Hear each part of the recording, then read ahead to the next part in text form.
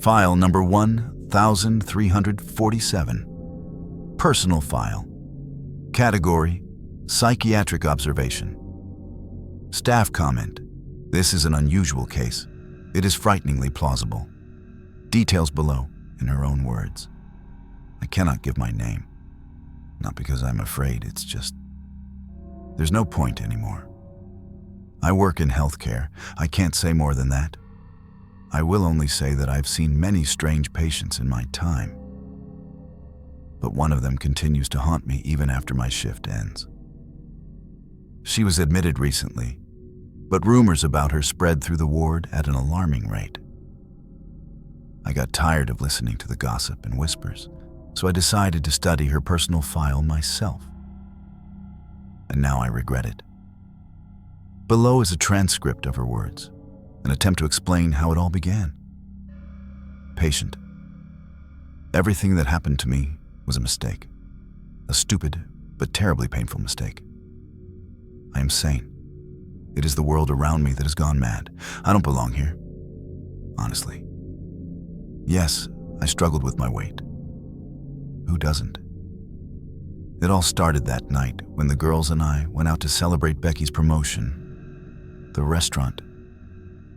I don't remember what it was called. We had a little wine. I promised myself I would only eat half my portion, to avoid judgment and not ruin the evening. They always noticed when I didn't eat. They became sarcastic, especially Becky. Always slim, always on top. The only one of us who had her life together. I sat there, silently envying her and hating myself at the same time. Then the waiter brought the salad. I was about to refuse, until I saw black hair on the top of the leaves. Long, wet, wrapped around the spinach like a worm. I was disgusted. I almost swallowed it. My friends laughed it off. The bill was paid. And I suddenly realized that I wasn't hungry. At all. It was liberating. For the first time in a long time, I didn't feel the urge to raid the fridge. I felt light, free. I thought, maybe this is the solution. But then I had lunch with Andra. I was on the verge.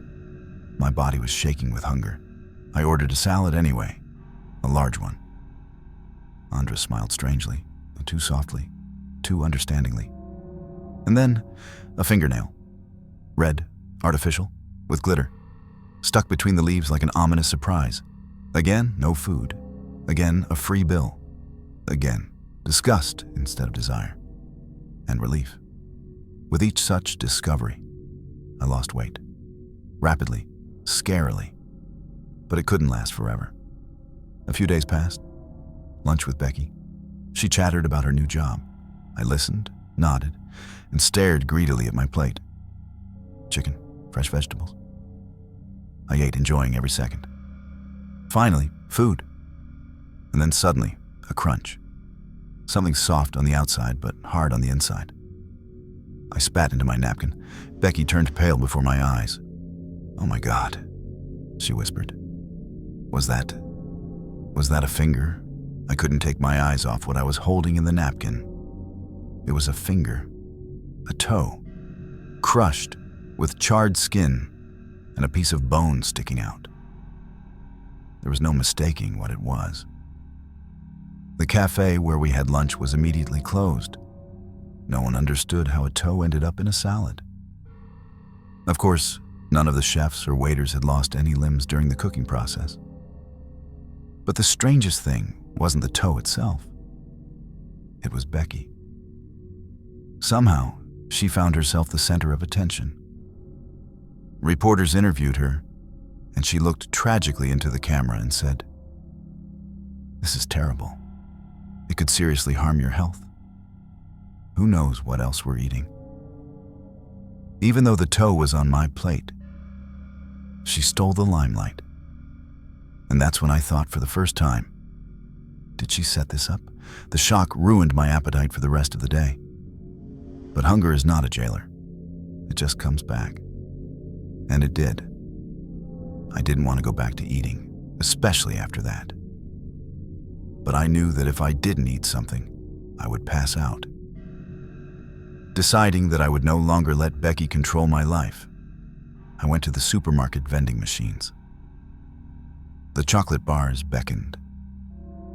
I hated myself for my weakness. But at that moment, I didn't care anymore. I needed to eat. I took a bite. The taste was simply magical.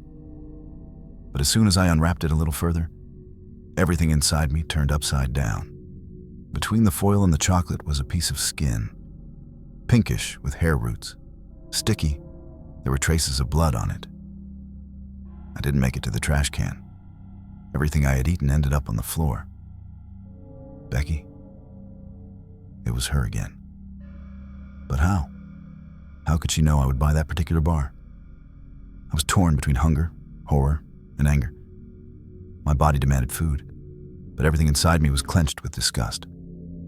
I ordered pizza anyway, something hot, with delivery. When I opened the box, I noticed a small bulge on the crust. Poking it with a knife, I saw something I shouldn't have seen. An eyeball. Transparent, shiny, with tiny blood vessels. Damn Becky. She's somewhere nearby. She's watching. She's playing. I couldn't stay in this city any longer. I got in my car and drove away. No plan, just away.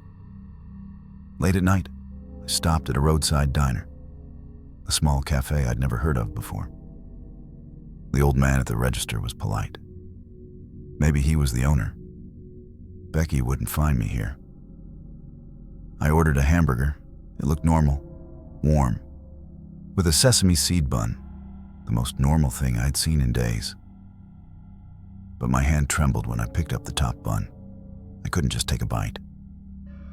Carefully lifting it, I looked inside.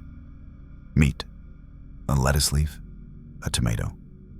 And underneath it, something strange, grayish pink, with a dense, fibrous texture. For a second, I thought it was just poorly mixed sauce. But I brought it closer to my eyes.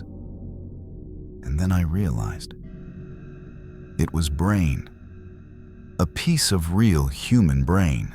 If I had had anything left in my stomach at that moment, I would have thrown up again. I left so quickly that I almost knocked over a mailbox. I turned wherever I wanted, not remembering the way. I just wanted to shake Becky and her disembodied, omnipresent pack off my tail. I didn't understand how they did it. A candy bar bought at a gas station, a tooth inside, chicken wings at a roadside diner, tendons, human tendons. It was as if they could read my mind. I even tried to take matters into my own hands, literally. In a cafe, I asked a young chef to make me a sandwich right in front of me without leaving. He agreed, smiling. I watched his every move, the bread, the cheese, the meat, the greens. Clean, reliable, no cheating. He handed me the sandwich. I lifted the top bun. And then I screamed. The guy dropped the knife and recoiled, his face turning white. He didn't understand what was happening. And I saw it again. After that, something strange happened. Instead of another panic attack, something like calm descended upon me. I stopped feeling hungry. Perhaps because hunger had already become me. 3 weeks? 4? I lost count. And then a thought came to me. A crazy thought, piercing like lightning. I had been doing everything wrong. I had been looking outside myself. But the answer was inside. I found him. He was alone in a back alley, eating shawarma and listening to music on his headphones. I approached him from behind, a crowbar in my hand. The first blow, and he fell. The second, his skull cracked, and when I opened his head, I couldn't believe it. Chicken salad spilled out of his skull. Fresh, green, fragrant, crispy lettuce, fried pieces of meat, the perfect sauce, thick, spicy, delicious. I laughed and cried, chewing every bite with desperate greed. I was saved. I understood. All this time, I had been finding pieces of people in my food. Because the only food you can eat is inside people themselves. From the report of the psychiatrist at clinic number 42, entry number 197. We feed her intravenously. At the sight of food, she starts screaming, biting herself, and calling out for someone named Becky. The patient claims that the entire outside world is poisoned and that food can now only be found in skulls. I've seen a lot, but her case is special. She convinced 5 different orderlies over a 2-week period to secretly put pieces of human tissue in her food. How? It's still unknown. One of them quit and is now frantically avoiding any medical facilities. Her blood tests show a deficiency in all essential nutrients. But at the same time, there are traces of human protein. That's impossible. She's under 24/7 supervision. I started looking through the files of other patients. There's something they have in common. Something that connects them. Something much more terrifying than just psychosis. And it seems that Becky is real.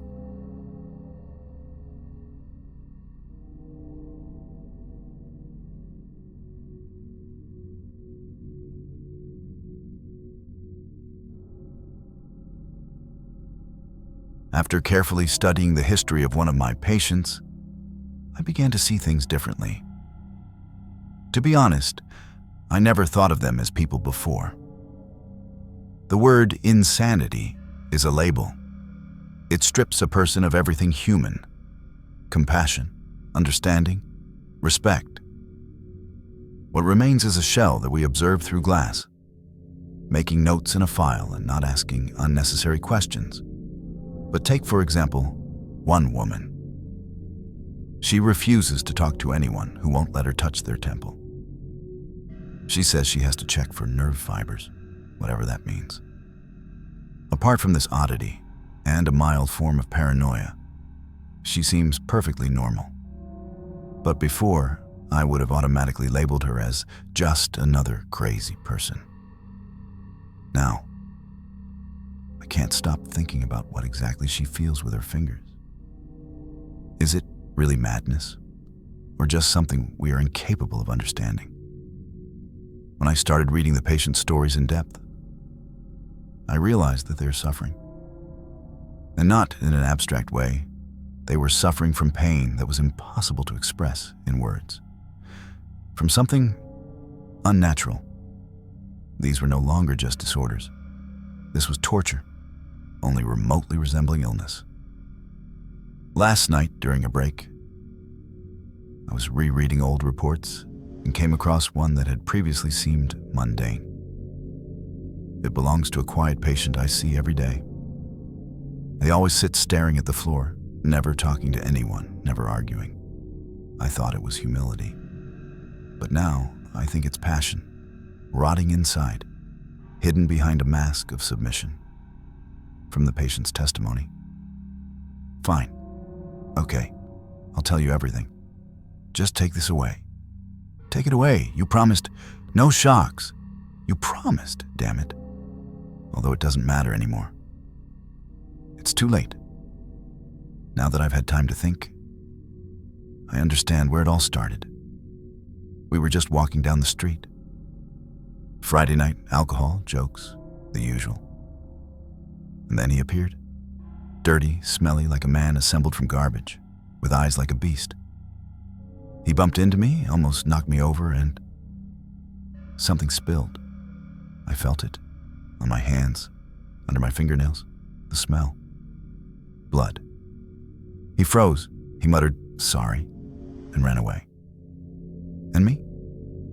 I ran to the nearest bar and washed my hands until they hurt. I scrubbed until my skin was red. I washed, scraped, scratched until the last drop, the last trace was gone. I thought that was it. Forget and move on. A few days passed. Silence. And then, that night, I woke up out of nowhere in the middle of the night in my small rented apartment. I miss her, by the way. Compared to your sterile walls, it was a palace. I'm lying there, looking at the ceiling. And then, pain. Instant, searing. I didn't even have time to breathe, let alone scream. I looked down and saw it. Something was sticking out of my leg, thin, shiny, like a blade. I didn't understand. Did someone stab me while I was sleeping? I reached for my phone, but a second flash of pain paralyzed me. And then I noticed it was moving right inside me, cutting me open. I froze as if waiting for my last breath. But it was only just beginning. Second, third, fourth, from inside, from my muscles, from my bones, blades began to emerge. They seemed to grow out of my body like teeth from my jaw. And then, she appeared. I was trembling. Numb with shock and horror, I nevertheless felt a strange sense of relief. I was alive. But when I realized that something alive had just crawled out of my leg, panic overwhelmed me with renewed force, as if it had never left. The creature, covered in my blood, looked around the room with 6 wet, gleaming eyes. It looked like it had been carved out of bone.